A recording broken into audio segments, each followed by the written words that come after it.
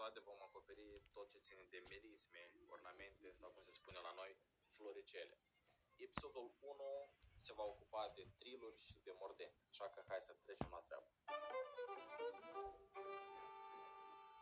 Presupun că toți ați auzit de termenul trill, dar ce este el de fapt? Este o combinație din două note. Se face în majoritatea cazurilor ori la ton, ori la semiton. Adică, hai să vă dau un exemplu simplu. Dacă avem nota do pe coarda la, deci su 2, da?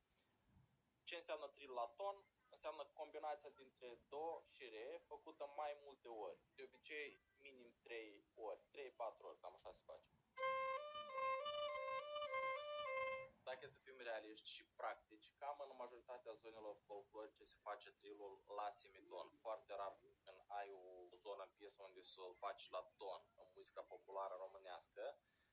Dacă ar fi să vorbim despre ce stiluri se mai cântă în spațiul românesc, este vorba de banatul sârbesc, care are tendința aia de folclor sârbesc și unde se mai folosesc și trillurile la ton. Ca să vă dau un exemplu, așa.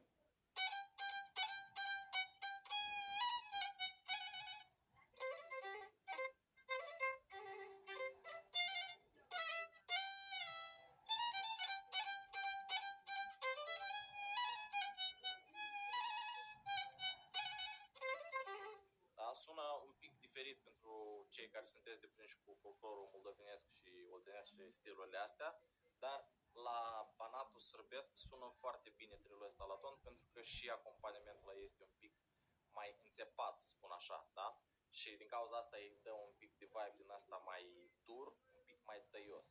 Așa se cântă acolo din ce am analizat și ce am auzit. În schimb, iată, în zona Olteniei, de exemplu, trebuie să cânti foarte dulce, mai întins. Și atunci trillurile se fac la semiton și se fac mai lungi. Zona Moldovei.